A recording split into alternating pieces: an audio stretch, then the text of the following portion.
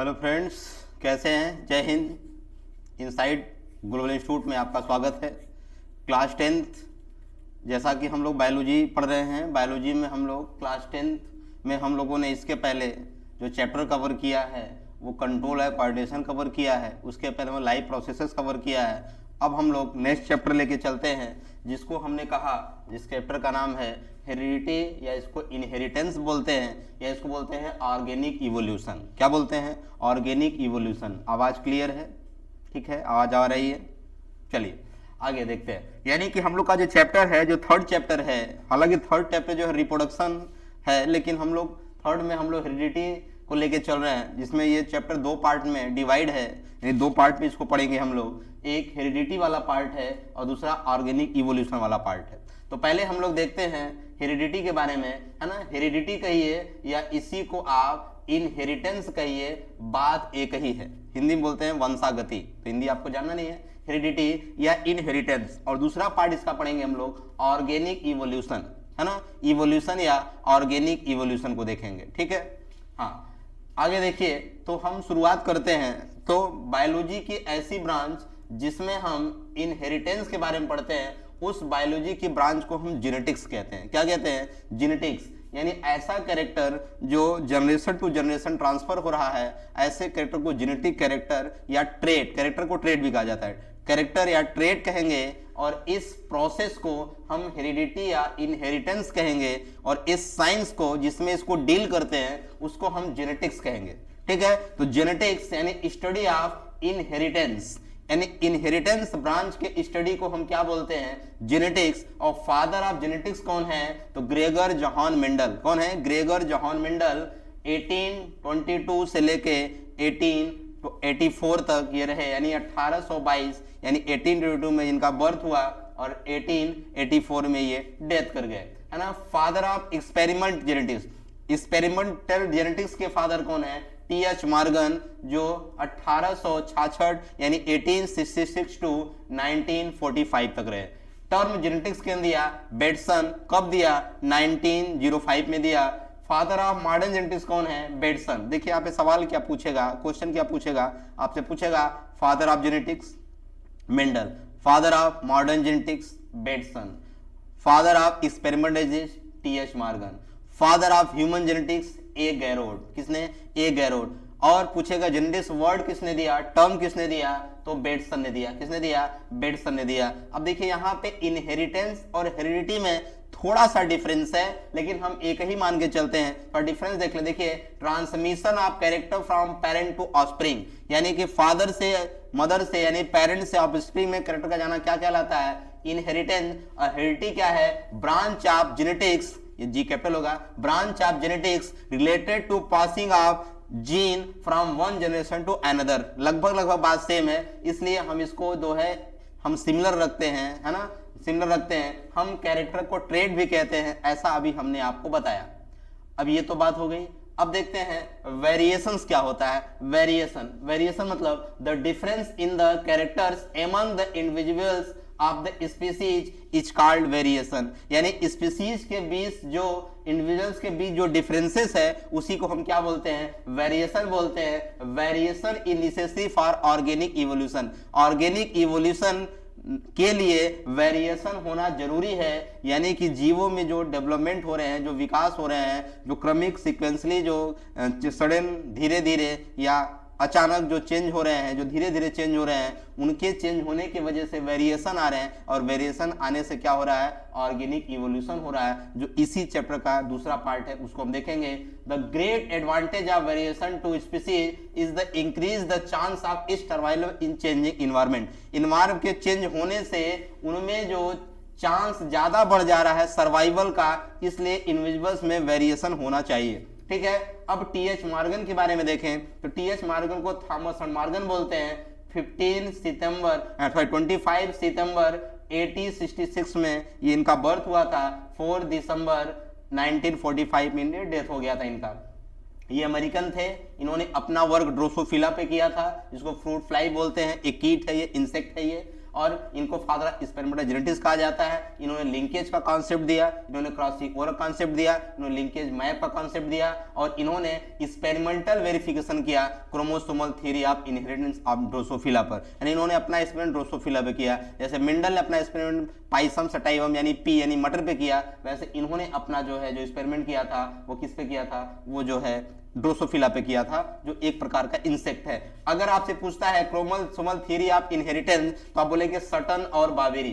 Chromosomal theory of inheritance किसने दिया, Sutton और बावेरी ने दिया। और आपसे अगर ये पूछता है कि एक्सपेरिमेंटल वेरिफिकेशन कौन किया क्रोमोसोमल थ्योरी ऑफ इनहेरिटेंस का, तो आप बोलेंगे आप जो है थॉमस हंटमॉर्गन, और किस पे किया, ड्रोसोफिला पे किया। जबकि क्रोमोसोमल थ्योरी ऑफ इनहेरिटेंस किस पे दिया गया था, ग्रासहोपर पे दिया गया था और सटन और बावेरी ने दिया था। ये क्वेश्चन याद रखेंगे, वेरी वेरी इंपॉर्टेंट। अब मेंडल के बारे में जानते हैं, है ना, हम लोग टी.एच. मॉर्गन के बाद मेंडल के बारे में जानते हैं। तो मेंडल के बारे अभी हमने बताया कि 22 जुलाई 1822 को इनका जन्म हुआ था और 6 जनवरी 1884 को ये डेथ कर गए थे। ये ऑस्ट्रिया के ब्रून शहर के रहने वाले थे। इनको फादर ऑफ जेनेटिक्स बोला जाता है, अभी हमने बताया आपको। इन्होंने वर्ग पाइसम सटाइवम में किया, जो कि पी का बॉटनिकल नेम है, यानी कि गार्डन पी, है ना, गार्डन पी, जिसमें 14 क्रोमोसोम होते हैं। अभी हमने ड्रोसोफिला की बात किया, उसमें जो है 4 पेयर क्रोमोसोम होते हैं, जबकि पाइसम सटाइवम में 7 पेयर क्रोमोसोम यानी 14 क्रोमोसोम होते हैं। ये मॉन्ग थे, मेंडल मॉन्ग थे।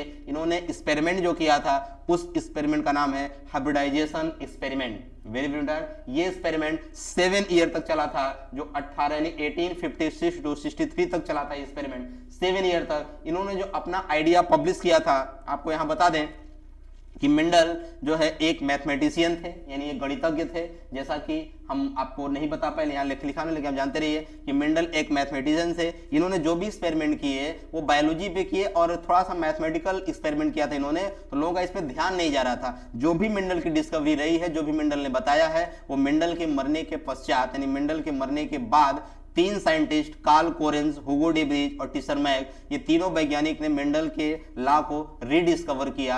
यानी आप कहेंगे रीडिस्कवरी ऑफ मेंडल कौन है, तो आप 3 नाम बताएंगे। कौन, कार्ल कोरेंज जो कि जर्मनी के थे, हुगो डी ब्रिज जो कि हॉलैंड के थे और वान टीसर मैक जो कि ऑस्ट्रिया के थे। इन्होंने रीडिस्कवर किया था। लेकिन जब मेंडल जीवित थे, मेंडल जो स्पेरिमेंट एक्सपेरिमेंट कर रहे थे, उस समय उनकी जो आइडिया थे वो आइडिया पब्लिश हुआ था किस नाम से, annual proceeding of natural history society of Brunn. Annual proceeding of natural history society of Brunn के नाम से इनका आइडिया छपा था। और आफ्टर डेथ ऑफ मेंडल के डेथ के 34 ईयर बाद लेटर 3 साइंटिस्ट ने मेंडल के नियम को रीडिस्कवर किया। कौन, Karl Correns, Hugo de Vries और टीसर मैक, ठीक है। और ये इन्होंने जो है फर्स्ट डिसऑर्डर क्या है भाई, एल्केप्टोनेरिया, जिसको ए गैरोड ने खोजा था, जिसको ब्लैक डिजीज बोलते हैं। तो हम आगे देखेंगे कि मेंडल के वो नियम क्या हैं, जो मेंडल के नियम जो डिस्कवर किए गए थे Carl Correns, Hugo de Vries, Tschermak के द्वारा। उससे पहले हम जानेंगे कि मेंडल ने अपना एक्सपेरिमेंट मटर पे किया, जिसका बॉटनिकल नाम आपसे पूछता है तो आप बताएंगे पाइसम सटाइवम, गार्डन पी अंग्रेजी नाम बोलेंगे, पाइसम सटाइवम बॉटनिकल नाम बोलेंगे, हिंदी में मटर यानी पी, इंग्लिश में बोल सकते हैं। अब यहां पूछेगा आपसे कि why Mendel choose garden pea, यानी कि मेंडल ने अपने एक्सपेरिमेंट में मटर को ही काहे चुना, मटर को ही क्यों चुना। तो इसको आप इस तरह से बताएंगे, क्योंकि मटर का जो फ्लावर होता है बाइसेक्सुअल होता है, यानी कि पॉलिनेशन करना इजी है, एनुअल होता है, यानी 3 से 4 मंथ में ये तैयार हो जाता है, लार्ज नंबर ऑफ सीड होते हैं, यानी 4 से 5 से 6 सीड हो सकते हैं, सेल्फ पॉलिनेशन कराया जा सकता है। सेल्फ पॉलिनेशन मतलब कि प्लांट है, ये इसका फ्लावर है, अगर इसी फ्लावर के पॉलन ग्रेन इसी स्टिग्मा पे लैंड करें तब भी सेल्फ पॉलिनेशन, अगर दूसरे फ्लावर में करें तब भी सेल्फ पॉलिनेशन, लेकिन अगर प्लांट चेंज हो गया, फ्लावर चेंज हो गया तो बोलेंगे क्रॉस पॉलिनेशन। तो ये बाइसेक्सुअल है तो इसमें सेल्फ पॉलिनेशन हो सकता है, इजी कल्टीवेटेड आसानी से उगाया जा सकता है, इजी हाइब्रिडेशन आसानी से प्रयोग किए जा सकते हैं, संकरण कराया जा सकता है, और अपोजिट कैरेक्टर्स हो इजिली, जिसके जो अपोजिट कैरेक्टर थे वो इजिली शो हो रहे, दिखाई दे रहे थे, आसानी से पता चल जा रहे थे। जैसे कौन सा पी टॉल है, कौन सा पी डॉर्फ है, यानी कौन लंबा है कौन बौना है, ये भी आसानी से देखे जा सकते हैं। इसलिए हम यहाँ पे जो भी अपोजिट कैरेक्टर 7 पेयर कैरेक्टर जो लिए गए थे वो आसानी से दिखाई दे रहे थे, शो हो रहे थे, इसलिए मेंडल जो है मटर को चुने और ये फास्ट रिजल्ट कमिंग, यानी जल्दी से रिजल्ट आते थे। क्यों? क्योंकि 3 से 4 मंथ में मटर के पेड़ तैयार हो जाते हैं। तो ये कुछ जो है आपसे पूछेगा कि मेंडल ने मटर को ही क्यों चुना, है ना, तो आप इन कैरेक्टर में से कुछ कैरेक्टर को आप बता सकते हैं, एग्जाम में आप लिख सकते हैं, जो कि अच्छे नंबर आप पा सकते हैं। लेकिन मेंडल फेल भी हो गए, तो मेंडल के फेल होने के क्या रीजन थे? देखिए, ऐसा नहीं कि मेंडल पूरी तरह से फेल हो गए थे, नहीं, मेंडल ने जो भी एक्सपेरिमेंट किया था उन्होंने वो अच्छा किया था, लेकिन उस समय डार्विन जो है वो डोमिनेंट थे, तो उनके प्रयासों को लोग उतनी तरह से नहीं समझ पाए, क्या वो प्रयोग कर रहे थे ये लोग नहीं समझ पाए। लेकिन बाद में वो तीनों साइंटिस्ट जिनका नाम मैंने लिया था, Hugo de Vries, Tschermak और जो है हुगो डी ब्रीज और कार्ल कोरेंस और टीसर मैक, इन्होंने जो है मेंडल के नियम को जो रीडिस्कवरी किया, तो लोगों को ये पता चला कि मेंडल ने बहुत अच्छे एक्सपेरिमेंट किए थे, लेकिन लोगों को ये जानकारी में नहीं आया, है ना, पब्लिश उतना पब्लिकली नहीं हो पाया था। लेकिन मेंडल फेल उस समय हुए जब वो एक्सपेरिमेंट कर रहे थे, तो फेल होने के क्या रीजन है? आपसे पूछता है कि मेंडल क्यों फेल हो गए, तो पहला, ही वाज ए मैथमेटिशियन, वो क्या थे? गणितज्ञ थे, मैथमेटिशियन से, so biology did not accept the work, यानी जो मैथमेटिशियन थे इसलिए बायोलॉजी के जो लोग थे, जो बायोलॉजिस्ट थे, वो उनको एक्सेप्ट नहीं किए, उनका work not public properly publish, यानी उनके जो एक्सपेरिमेंट थे वो प्रॉपरली पब्लिश नहीं हो रहे थे, लोगों को पता नहीं चल पा रहा था, और डार्विन डोमिनेंट थे उस टाइम, और he did not explain factor, उन्होंने जीन को फैक्टर कहा था, जीन को क्या कहा था? जीन इक्विवेलेंट टू फैक्टर, लेकिन फैक्टर क्या होता है ये नहीं बता पाए, लेकिन ये बताया कि फैक्टर की वजह से ही जो है कैरेक्टर अगली पीढ़ी में ट्रांसफरेबल हैं, और उन्होंने कैरेक्टर को ट्रेट कहा था, कैरेक्टर को क्या कहा था? ट्रेट कहा था, इसलिए इनके फेल होने के चांस उस समय बढ़ गए थे। आज के समय में ये काफी सफल है, उस समय इतना सफल ये नहीं हो पाए थे, उनको क्रेडिट नहीं मिल पाया था मेंडल को, जो क्रेडिट मिलना चाहिए था उस समय। आगे देखिए, अब मेंडल ने अपने प्रयोग में, अपने एक्सपेरिमेंट में पी यानी गार्डन पी यानी पाइसम सटाइवम को लिया, तो उसमें 7 पेयर क्रोमोसोम होते हैं। कितने क्रोमोसोम होते हैं? 7 पेयर क्रोमोसोम होते हैं। उन्होंने 7 कैरेक्टर लिया था, 7 ईयर्स तक एक्सपेरिमेंट किया था, यानी मेंडल के लिए 7 काफी लकी नंबर रहा था। यानी मेंडल ने अपना एक्सपेरिमेंट किस पे किया? पाइसम सटाइवम पे। इसमें 7 पेयर कंट्रास्टिंग यानी अपोजिट कैरेक्टर लिए गए थे, और 7 पेयर क्रोमोसोम होते हैं, 7 पेयर क्रोमोसोम होते हैं। तो देखिए यहाँ पे देखिए, study of 7 pair contrasting character of P, मटर के 7 कंट्रास्टिंग यानी अपोजिट कैरेक्टर को क्या क्या है इसको देख लेते हैं, एग्जाम में पूछा जाता है। देखिए यहाँ पे एक तरफ लिखा हुआ है डोमिनेंट, एक तरफ लिखा है रिसेसिव, तो आप पहले डोमिनेंट रिसेसिव समझिए। जैसे मान लीजिए एक मटर का पौधा टाल है, एक मटर का पौधा डॉर्फ है, टाल को मैंने कैपिटल टीटी से लिखा और डॉर्फ को मैंने स्मॉल टीटी से लिखा। अब देखिए टाल में एक गैमेट लेंगे टी और एक इसमें गैमेट लेंगे स्मॉल टी, दोनों का हमने हाइब्रिडेशन कराया, आया टी टी। अब ये कैपिटल टी के वजह से ये कैसा होगा? टाल, यानी हाइब्रिड टाल होगा। ये क्या होगा? हाइब्रिड टाल होगा। मतलब इसमें टाल के भी कैरेक्टर है, डॉर्फ के भी कैरेक्टर है, लेकिन टाल कैरेक्टर डोमिनेंट है यानी ज्यादा असरदारक है, इसलिए इसको कहेंगे कि ये टाल है। इसका मतलब ये टाल कैसा कैरेक्टर है? डोमिनेंट, और ये डॉर्फ कैसा कैरेक्टर है? रिसेसिव। ठीक है, तो टाल डॉर्फ समझ गया, इसको आगे हम देखेंगे। तो स्टेम की हाइट या प्लांट की हाइट, स्टेम हाइट कहिए और चाहे प्लांट की हाइट कहिए, है ना, दोनों एक ही बात है। स्टेम की हाइट क्या भाई? यानी कि ये कह रहे हैं कि मटर का जो प्लांट है ये लंबा हो सकता है यानी टॉल, और डॉर्फ यानी बौना भी हो सकता है। यानी मटर के जो प्रजातियां हैं, जो मटर का प्लांट है वो डॉर्फ यानी छोटा और टाल मतलब बड़ा भी हो सकता है। ये कैरेक्टर आसानी दिख सकते हैं। तो टाल दिखा तो इसको बोलेंगे डोमिनेंट, डॉर्फ नहीं दिखा पहले जनरेशन में F1 फिलिकल में, तो हम बोलेंगे कि ये डॉर्फ है यानी कि ये रिसेसिव है। सीड कोड कलर या फ्लावर कलर, सीड कोड का कलर या फ्लावर का कलर ये वायलेट या ग्रे हो सकते हैं या व्हाइट हो सकते हैं, वायलेट या ग्रे हो सकते हैं या व्हाइट हो सकते हैं। तो वायलेट या ग्रे कलर डोमिनेंट कैरेक्टर है और व्हाइट एक रिसेसिव कैरेक्टर है। कलर ऑफ सीड, सीड का कलर या तो येलो हो सकता है जो कि डोमिनेंट है, ग्रीन रिसेसिव है। फ्लावर का पोजीशन मतलब फ्लावर कहां लगेंगे, एक्जियल पे लगेंगे या टर्मिनल पे लगेंगे। एक्जियल डोमिनेंट कैरेक्टर है, टर्मिनल रिसेसिव कैरेक्टर है। पोड का कलर यानी कि जो मटर की छिमी है वो उसका शेप कैसा होगा, या तो इन्फ्लेटेड फुली हुई होगी या तो कॉन्स्ट्रिक्टेड चपटी होगी। पोड का कलर, पोड कैसा हो सकता है, वो या तो ग्रीन हो सकता है या तो येलो हो सकता है, और सीड का शेप कैसा होता है, या तो राउंड हो सकता है या तो रिंकल्ड यानी कि थोड़ा झुर्रीदार चपटा हो सकता है। तो ये 7 कंट्रास्टिंग कैरेक्टर जो है मेंडल ने लिया था, और 7 कंट्रास्टिंग कैरेक्टर को आप याद रखेंगे। कैसे याद रखेंगे, आप याद रखेंगे मटर की यानी कि जो पी है उसकी हाइट, दूसरा उसमें सीड कोड का कलर या फ्लावर यानी कि प्लांट है तो फ्लावर लगेंगे, फ्लावर लगेंगे तो इसके अंदर सीड होगा, तो सीड का जो है शेप कैसा होगा, सीड का शेप ये भी देख लेंगे, और फ्लावर होंगे तो इसमें जो है इससे पोड बनेगा, तो पोड का शेप क्या होगा और पोड का पोजीशन, पोड का कलर क्या होगा, आसानी से आप 7 कैरेक्टर पेयर बता सकते हैं आप, ठीक है। 7 पेयर कंट्रास्टिंग कैरेक्टर आप बता सकते हैं आसानी से, वैसे कंट्रास्ट लाइट में भी लिखा हुआ भी है, ठीक है। अब मेंडल के जो एक्सपेरिमेंट है उनको जानने से पहले मेंडल के कुछ टर्मिनोलॉजी थे, मेंडल कुछ एक्सपेरिमेंट जो कर रहे थे उसमें कुछ टर्म का इस्तेमाल किए थे, उन टर्म्स को हम देखते हैं। तो हम देखते हैं मेंडल के टर्मिनोलॉजी।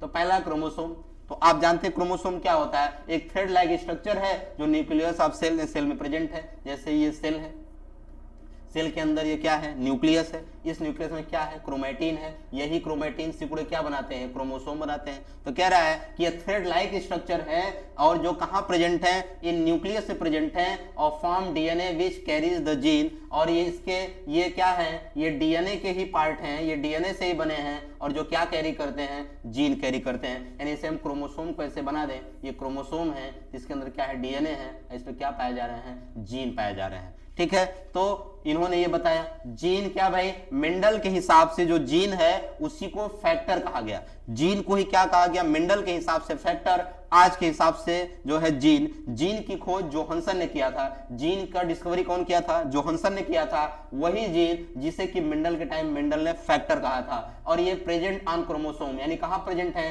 क्रोमोसोम पर यानी डीएनए पर, स्मॉलेस्ट सेगमेंट ऑफ डीएनए का सबसे छोटा स्मॉलेस्ट जो सेगमेंट है, फंक्शनल यूनिट ऑफ डीएनए का सबसे फंक्शनल यूनिट है, यूनिट ऑफ हेरिडिटी, इसे यूनिट ऑफ हेरिडिटी भी कहा जाता है और इसे स्मॉल यूनिट ऑफ हेरिडिटी कहा जाता है। Transfer of character from parent to their offspring during reproduction के दौरान ये कैरेक्टर को अगली पीढ़ी में क्या करता है, जो है ट्रांसफर करता है। और gene work in pair, gene हमेशा पेयर में होते हैं, मीन्स कि एक जीन अगर है तो इसमें 2 एलील होते हैं, यानी कि जीन हमेशा पेयर में होते हैं, एक डोमिनेंट होगा तो एक रिसेसिव होगा, एक डोमिनेंट होगा तो एक क्या होगा, रिसेसिव होगा। इस बात को भी आप जानते रहें, ठीक है। आगे अकॉर्डिंग टू बेटसन, बेटसन क्या कहते हैं भाई, बेटसन यानी कि फादर ऑफ मॉडर्न जेनेटिक्स, जिन्होंने जेनेटिक्स टर्म भी दिया था।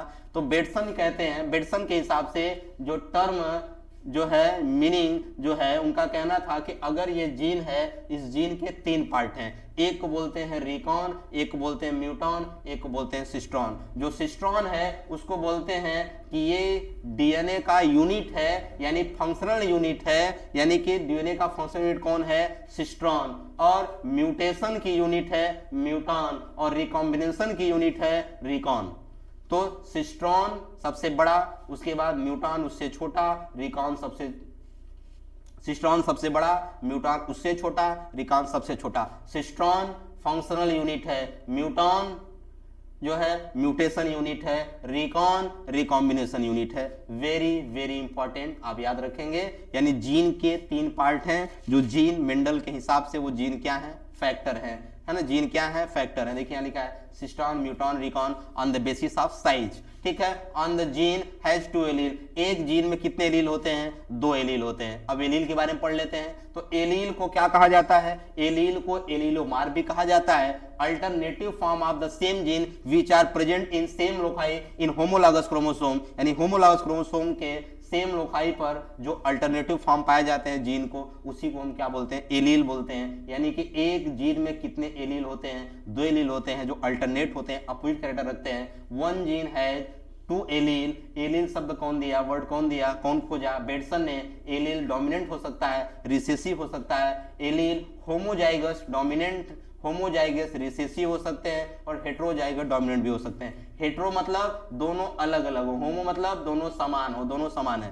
तो होमोजाइगस डोमिनेंट हो सकता है, होमोजाइगस रिसेसिव हो सकता है, एक सेम है। हेट्रोजाइगस डोमिनेंट भी हो सकता है एलील। तो एलील के बारे में 1 नंबर आपसे पूछेगा तो आप बता देंगे, है ना। अगला पॉइंट है, अगला टर्म है जिसको बोलते हैं यहाँ पे जीनोटाइप और फिनोटाइप। जो एक्सटर्नल अपीयरेंस है, जो बाहर से देखने पे पता चल रहा है, जैसे मैं ब्लैक शर्ट पहना हूं, ये एक्सटर्नल अपीयरेंस है, यानी कि फिनोटिपिक कैरेक्टर है, एक्सटर्नल अपीयरेंस। अब मेरे डीएनए में क्या है, डीएनए की बनावट कैसी है, जी बनावट कैसी, ये तो नहीं दिख रहा है कैमरे में, तो वो क्या है, वो जीनोटिपिक रेशियो, वो जीनोटाइप है। यानी फिनोटाइप मतलब एक्सटर्नल अपीयरेंस, जीनोटाइप मतलब जेनेटिक मैप इन, यानी कि जेनेटिक कैरेक्टर जो दिखाई नहीं दे रहे हैं उनको जीनोटाइप कहेंगे।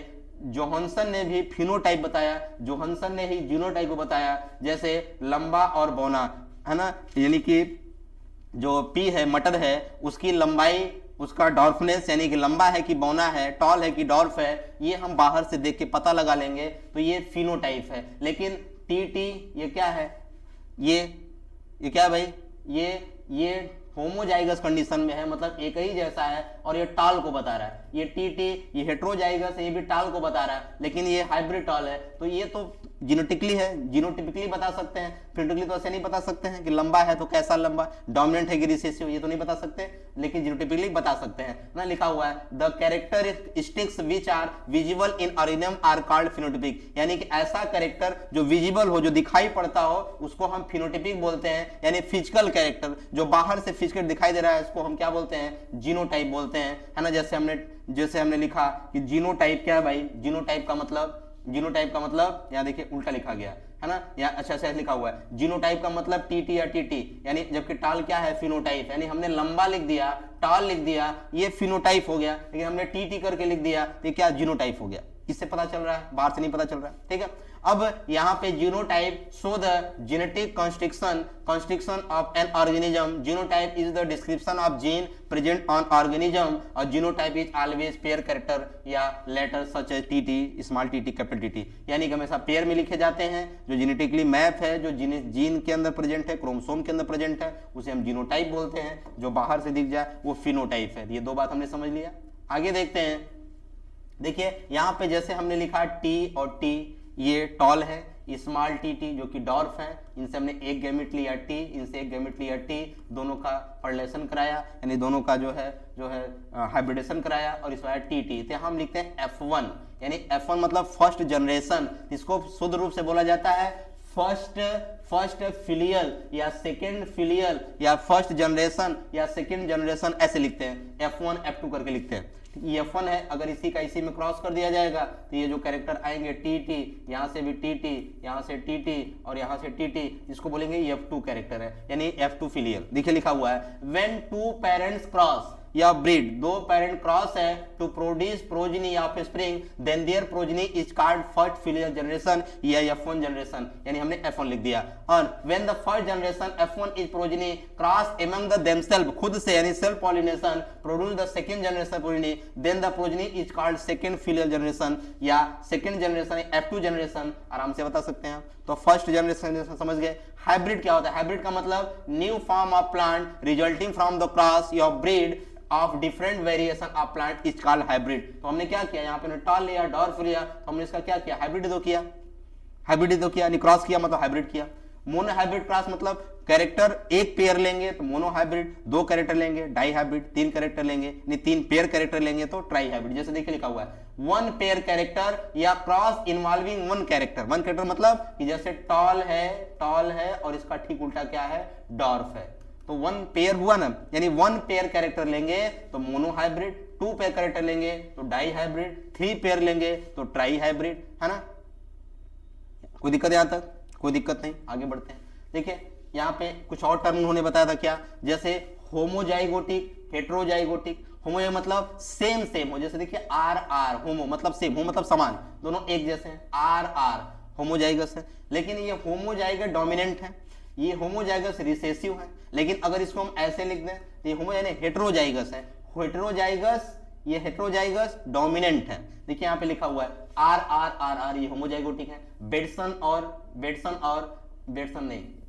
और सैडलर ने दिया था, बेटसन याद रखिए, बेटसन इसको होमोजाइगस भी बोलते हैं, हेट्रोजाइगस बोलते हैं, बेटसन ने दिया था ऐसे स्मॉल आर, ये अलग अलग है ना हेट्रोजाइगस। अब अगला लिखा है बैक क्रॉस टेस्ट क्रॉस। इसको समझने से पहले आप बोर्ड पे देखिए, पहले जैसे देखिए ये टॉल है, हमने इसको टॉल लिखा है, ये डॉर्फ है, इसको हमने टी करके लिखा है, ये पेरेंट है, ये हमने क्या लिख दिया, पेरेंट, ठीक है, इससे हमने एक टी गैमिट लिया, इसको हम यहाँ गैमिट कहेंगे, क्या कहेंगे, गैमिट। इससे भी हमने टी लिया तो क्या कहेंगे, गैमिट। अब इनका क्रॉस हुआ नहीं, हाइब्रिड हुआ तो क्या निकल के आया, टी, यानी कि ये हाइब्रिड टॉल है। F1 पीढ़ी में क्या है, हाइब्रिड टॉल है। इसका मतलब टॉल जो है डोमिनेंट कैरेक्टर है और डॉर्फ रिसेसिव कैरेक्टर है।